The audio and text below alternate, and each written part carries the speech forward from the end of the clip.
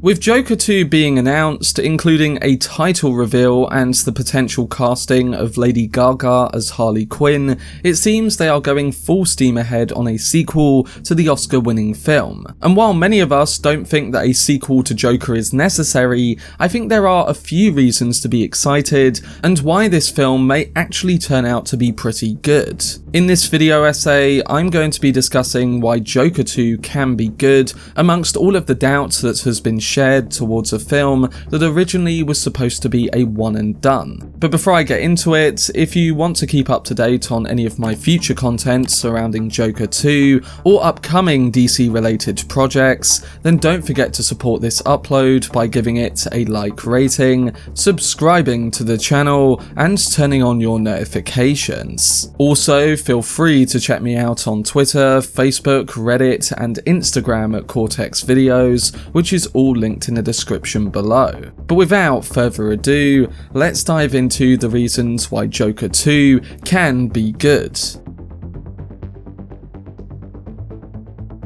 So in my previous video on Joker Folie A Deux last week, I broke down the news surrounding the sequel being announced, its title, and the potential reported addition of Lady Gaga as Harley Quinn. I said that I was actually quite on board with the idea, even though I recognised that doing a sequel to a film that was a one-off and felt complete could turn out quite badly. But I also said that I wanted to address my extended thoughts towards why I think it can work in a separate video. So the obvious first thing to address is that while the original Joker felt like a standalone artistic endeavour into the complex madness behind one of the biggest villains in pop culture, it also was a huge success. On a small budget of around $55 million, it made nearly $1.1 billion worldwide in return, and that meant it resulted in one of the biggest budget to profit ratios in cinematic history. People loved the original Joker, and on paper, it seemed a no-brainer that you make a sequel if you were Warner Brothers. But we've seen studios before capitalize on big properties and milk them dry to a point where it becomes solely a business endeavor and not one directed through trying to make a better sequel with a purpose. Look at what Disney have done with Star Wars, for instance, and its recent sequels. But with Joker 2, we've got quite the different situation. We've got an actor like Joaquin Phoenix, who is notoriously known for only signing up to projects after reading the script and really believing that the story and characters involved can be an artistic endeavour of meaning and true cinema. Not in a million years after watching the original Joker film would I predict that Joaquin would be on board to do a sequel, but last week they posted an image of him actually reading the script, all but confirming that he has a big interest to return. To me, that says that this is more than just a cash grab sequel if an actor like Joaquin Phoenix is considering to return and has actually read the script. Then you've got the same writers as the original in Scott Silver and Todd Phillips, with a likely return for other production workers too. Look at how Wonder Woman 1984 had Patty Jenkins write and direct the script to that film because they liked what she did with the directing on the first one. And that resulted in a sequel that was pretty bad, if I had to be honest, having those working in areas that weren't of their expertise. But Joker 2 seems to be sticking with its original writers, its original director, and again, an actor who only signs on to projects if he believes the script and story is actually good. Now, if we consider that they are adding Lady Gaga, an actress who in her two recent films has proved that she can actually act and pull off great performances, then it kind of excites me for a different take on this beloved character of Harley Quinn. Think about how Joaquin gave us a very unique take on the Joker in the original film,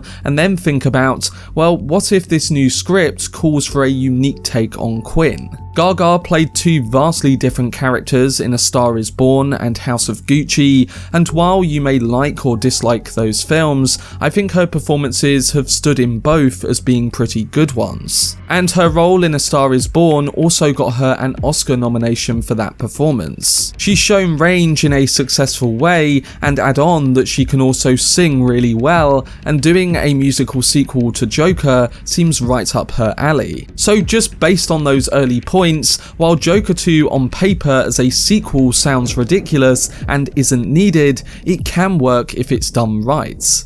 And this is where I come to my main point.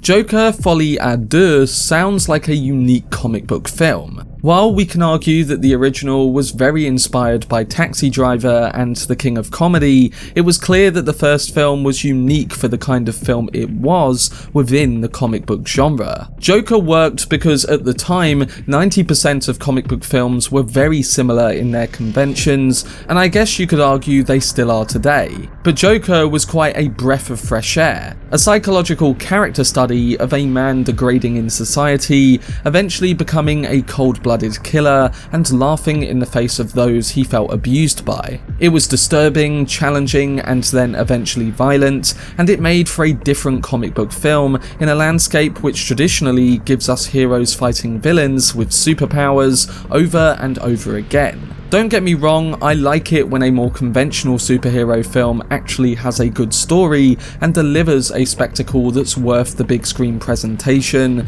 but having a film like Joker now and again is really great to see. And now with the announcement of Joker 2, we're getting what seems to be a psychological journey into the musical genre. When this was announced, a lot of people online quickly jumped to the conclusion that a musical is cheerful and that this seems absolutely terrible. But what needs to be kept in mind is that this is Joker's take on a musical, so we're likely going to be getting something quite disturbing within the frameworks of the musical genre. While I haven't seen the script or know exactly which route Todd Phillips is taking, after watching the first film and seeing some of the iconic musical moments in that, whether it be the dancing descent down the stairs, or the bathroom dance after he murders someone in cold blood, or even the moments where he's dancing while holding a gun in his living room, I'd put good money on this being a darker take on the musical genre. Think of Sweeney Todd or Cabaret from 1972 as musical examples. This should be a completely new type of musical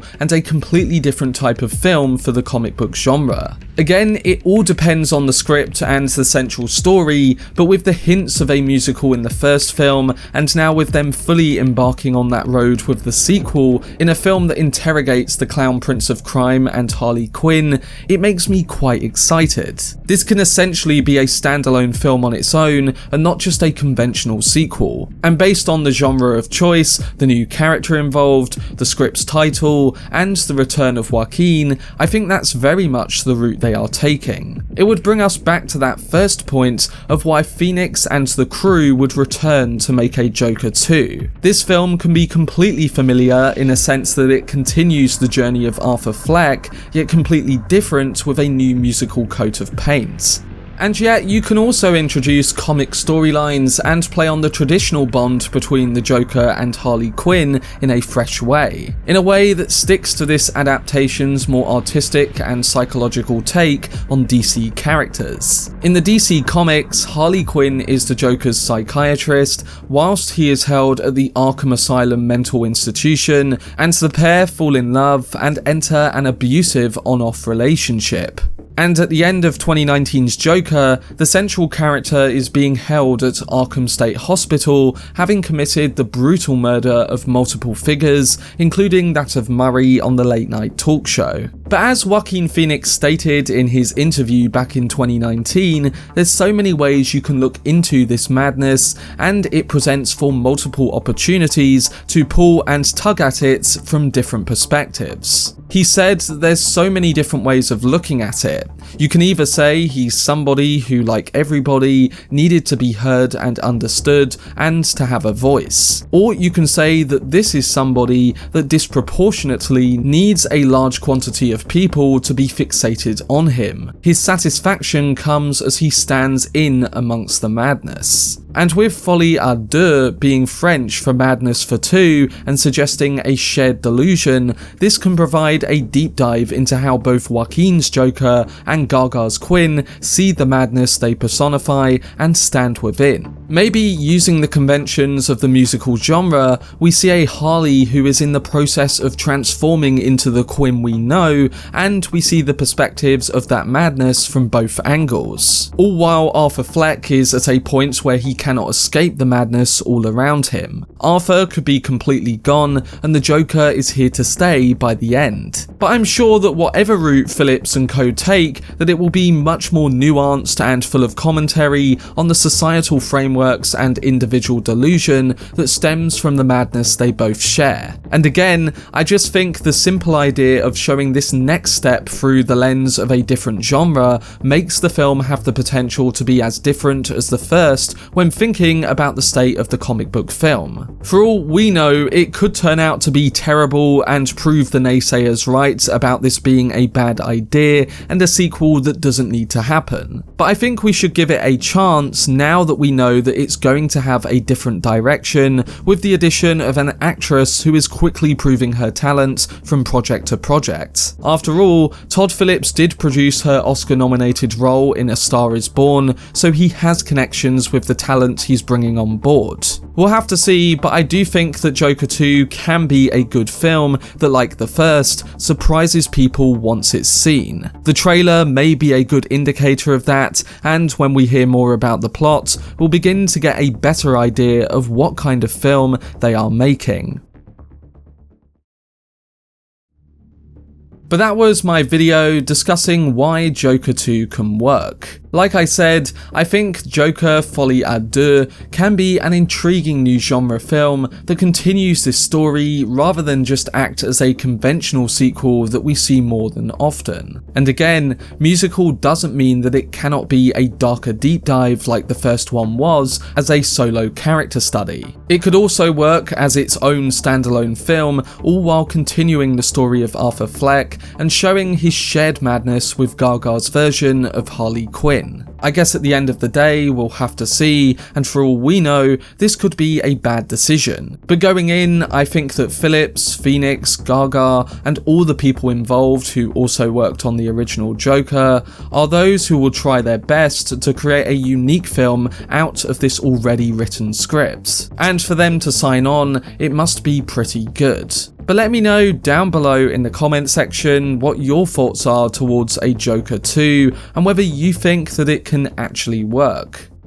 For much more videos and news on Joker 2 and upcoming DC projects, then subscribe to the channel and turn on your notifications. Also, if you enjoyed this video, remember to leave a like rating and follow me on social media via the links in the description. But anyway, I hope you guys enjoyed it. I've been Cortex, and as always, make some noise.